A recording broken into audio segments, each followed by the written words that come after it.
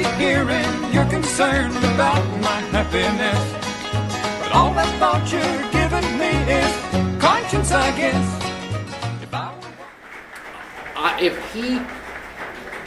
If he is offended at something I said, I am more than happy to discuss that with him on my program. You know, I am more than happy, or a neutral site. I mean, there's nothing really I can do on his blog site. It's not a live thing. It's a blog site. Right. But you know, I don't fear debate. I don't. Speaking of vile, since we're on the subject. Oh boy, I set that up pretty well, didn't I? Yeah. Nancy Pelosi. Okay.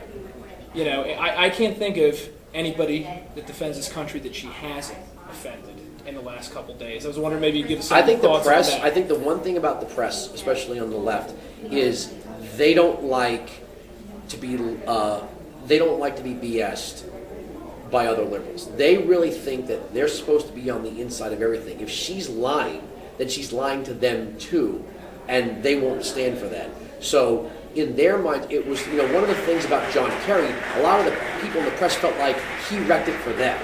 Like he owed it to them to be, you know, one of the complaints between Edwards and Kerry, what's the difference? Edwards and Kerry was that Edwards wanted Kerry to fight harder against the Swift boat vets or whatever it was, and that was the rift in the campaign. I think the press felt the same way, that John Kerry, you know, John Kerry's nature was not to, was to do whatever John Kerry did, and they thought that he owed it to them to win the election for them, not for himself. And when he lost, I think they feel like he lost it for them. I feel like they feel like Pelosi's blowing it for them. With this, I mean, the CIA is going to release these documents eventually. I mean, Cheney's right. Cheney's right. If you're going to break tradition, perhaps even the law, with releasing redacted documents or edited documents, well, then let's be honest about this and release everything. Put it out there. Let's all get a good look at it if you're going to do it. And I think you're going to connect the dots back to Nancy Pelosi. I don't see how she can go on acting as if she was not present in the room when they were. Yeah, the CIA comes all the way to the White House, gathers a bipartisan group of people to tell them what they might do. I don't think the CIA does. And by the way, this CIA is lying thing. I thought the CIA was the most virtuous organization in the government when Valerie Plame's name came out. All of a sudden the CIA has lost its virtue because, and Leon Panetta's even defending this, and he's a Democrat. So. Absolutely. Do you think this stuff is going to be a catalyst to kind of bring our party back together? I know another thing you talked about today in the ballroom is, how Republicans need to return to their principles, limited government principles, and watering down the message is what's going to bring people back in.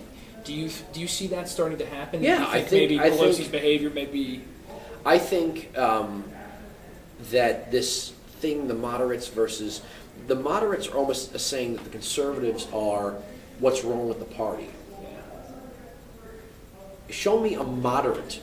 Show me someone who has inspired people by being a moderate. What are the things that moderates rally around? What are the principles of the moderate? What are the tenets of the moderate? What are the things that they can say that they believe deeply in and are willing to stand up for each and every day? Compromises in an end, it's a means. What is it? If you say, consensus. Consensus is overrated if you're including bad ideas. Sure. Negotiation is overrated if the other person has nothing to negotiate with. I mean, when you look at some of the things that the Democrats want to do, they're negotiating with things that aren't theirs. They're going to tell a doctor who his patient is going to be. They're going to tell a pharmaceutical company what they could charge for their service. These are private industries, and the more that the Democrats are seemingly viewing themselves as partners in private industry, well, the worse off those industries are going to be. GM has not benefited from its relationship with the government. Chrysler has not benefited from its relationship with the government. The banks haven't benefited from their relationship with the government. This co-opting of government, of the private sector by government, is harming private sector every step of the way. And if Republicans think that, let's negotiate, Obama wants to control these companies 50%, let's just grant him 40% and save 10%. Well, that's 40% or 10% or a bad idea, whatever the way you want to break it down.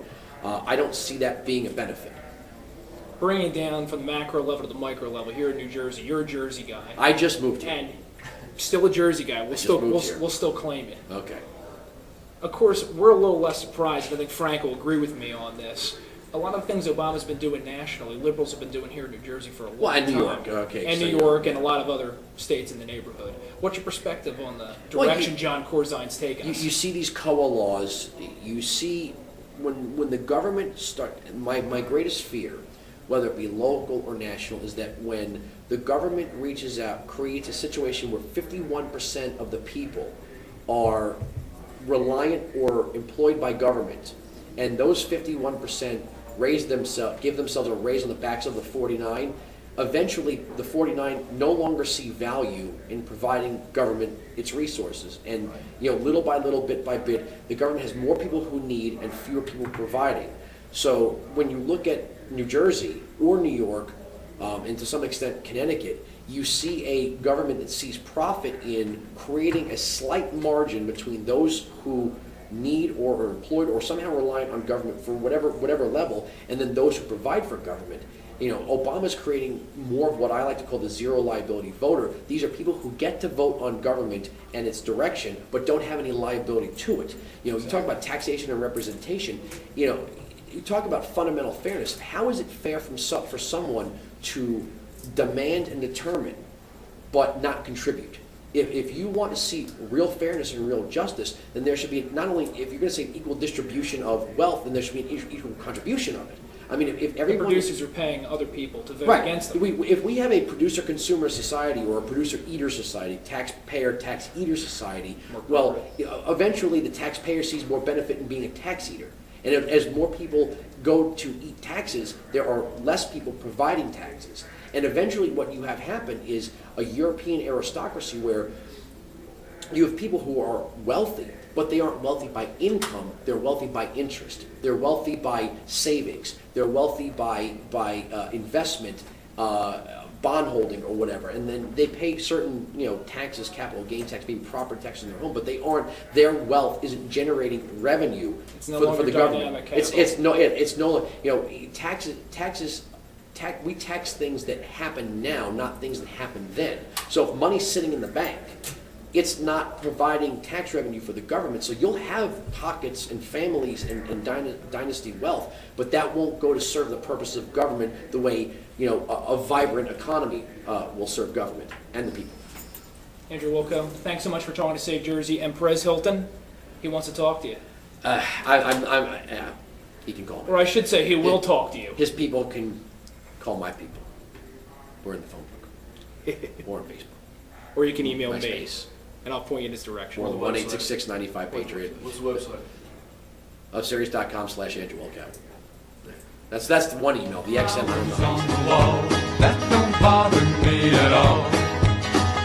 Playing solitaire till dawn with the deck of